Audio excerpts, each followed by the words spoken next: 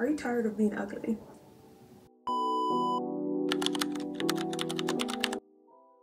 Hey, it's Dina. Welcome back to my channel.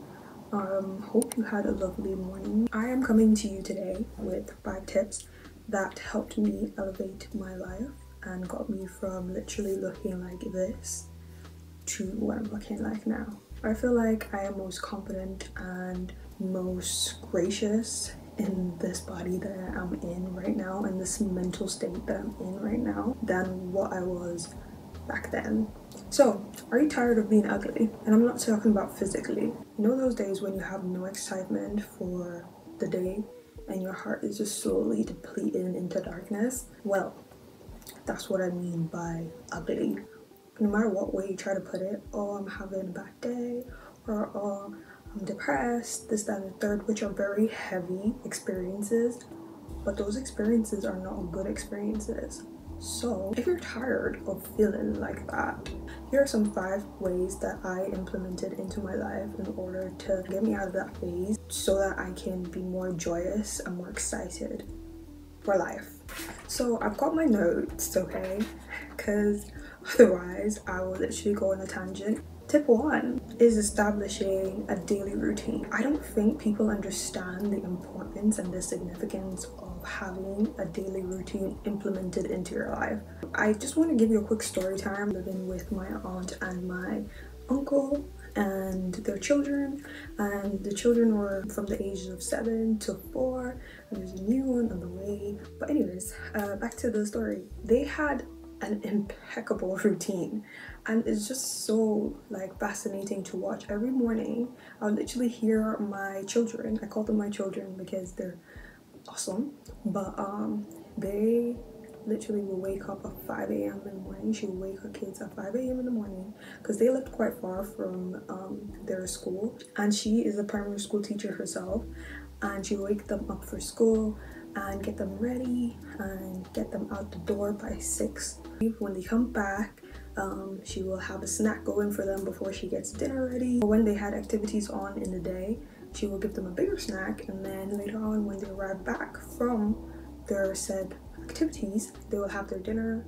And then when dinner's over, the kids will literally wash their dishes, and then they'll have playtime or TV time. Like, she does not give them the iPad, or they read or whatever, and then they get ready for bath before they go to bed. I'd always admire her for implementing this type of routine into her children, and they're gonna grow up into wonderful young women. I wanted to share this Bible verse which comes from Proverbs 22 verse 6, and it says, "Start children off on the way they go, and even when they are old, they will never depart from it."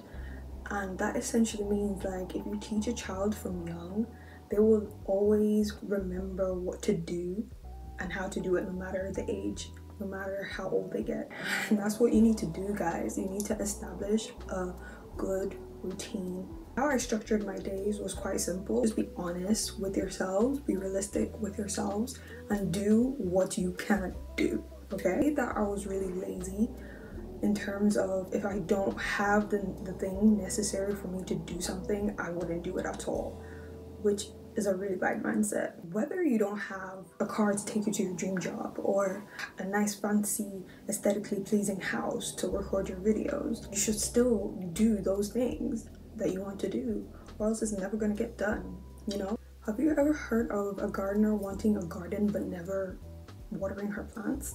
Like, it doesn't make sense. What I do is I get up, by the grace of God, I go wake my brother up, and then we do a little devotional together. I do my regular cleansing, and then the regular things like brushing my teeth and showering. I eat a heavy breakfast. I'll give you examples of what my breakfast looks like. So the heavy breakfast is to keep me energized for the rest of the day when the mornings are really tough. I find it really hard to focus, but having a heavy breakfast makes me energized for the work that I plan to do that day.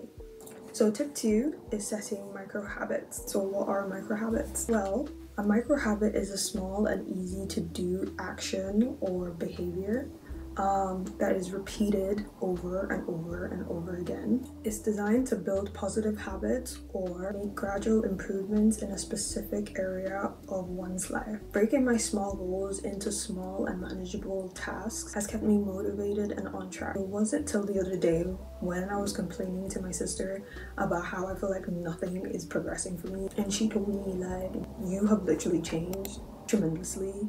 And I was like, what do you mean? I'm not seeing these changes. And then she was like, and I'm paraphrasing here, okay? But she was like, you know how to do this, you know how to do that, you know how to do this, and you didn't know how to do them before, but now you do, which is preparing you for the life that you want. Is that not it? Or am I missing something? And I was like, oh my gosh, she's right. Like, those small changes that I made in my life has allowed me to go on a path that I didn't know was achievable once upon a time. So a couple of micro habits that I set for myself at the start of the year was making my bed every morning, cleansing my face, getting my nails done. So these micro habits that I'm about to tell you are more related to my future business. A micro habit that I have been doing was utilizing my iPad to its maximum capacity. I have the Morpholio Trace Sketch app for drawing my sketches, the SketchUp app for creating 3D models, and this helps me practice literally every day so I can perfect my digital building skills. Another one is saving weekly for new equipments or new tools, materials that I need. Doing and sticking to these micro habits not only has built my confidence, but also my momentum. It's helping me stay committed to my long-term vision and goals. Tip 3 is prioritizing self-care and health. Prioritizing both your physical and mental health is essential for enhancing your productivity and creativity. When you prioritize your well-being, you equip yourself with energy, focus, and resilience to excel in whatever you do. Physical health ensures your body can meet daily tasks, while mental health supports clarity of thoughts, emotional balance, and innovative thinking. Boys, I literally just lost my voice. Water. Together, they create a stable foundation that not only drives your ability to perform, but also enhances your capacity to think creatively. Key ways I prioritized my self-care and health is getting to know God better, and I'll put it as simple as that. And I just wanted to say that I am no perfect Christian. There's no such thing as a perfect Christian. I make mistakes. He knows well that I make mistakes. But what is so rewarding about God is that he sees what's inside your heart. What I've come to realize about God is that if you yearn for love, joy, peace, all those things that he is, he's the only one that can give it to you. Those are the characteristics of God, and he is literally waiting for you. No matter how deep you are in something, how bad you think you have it, how messed up you think you are, it's never too late. Seek him. Another way that I prioritize my health is to work out. I used to work out 4 to 5 days a week when I was in uni, and this really helped me to release all the negative thoughts. But now that I'm back at home, our gym is quite a bit away, and Dina needs to prioritize certain things. But I know that even if I have to be like Saitama and do 100 squats a day, best believe I'm gonna do it, because physical health is really important in the long run. Another way I prioritize my self-care and my health would be to eating healthy. So all mom's children are back at home, and we have implemented eating healthy again in our household. So this has been quite easy to transition back into. If you want a video on healthier ways to make dishes, I got you. Tip 4 is investing in your passion/future. Dedicating time and resources to your future/passion, even in small ways, can lead to a huge impact. Like I mentioned before, I invested in softwares like the Morpholio Trace Sketch app and the SketchUp app. Investing in proper tools for my projects, invested in my education to gain more knowledge on said project, investing in myself so that I can look presentable. I don't think I mentioned this in my building LDN video, but I am basically doing all of this on my own. I am not asking my mother for money or anything to invest in this. I just wanted to be purely me doing this so that I can learn not to rely on people, but only to rely on myself and what strength God gives me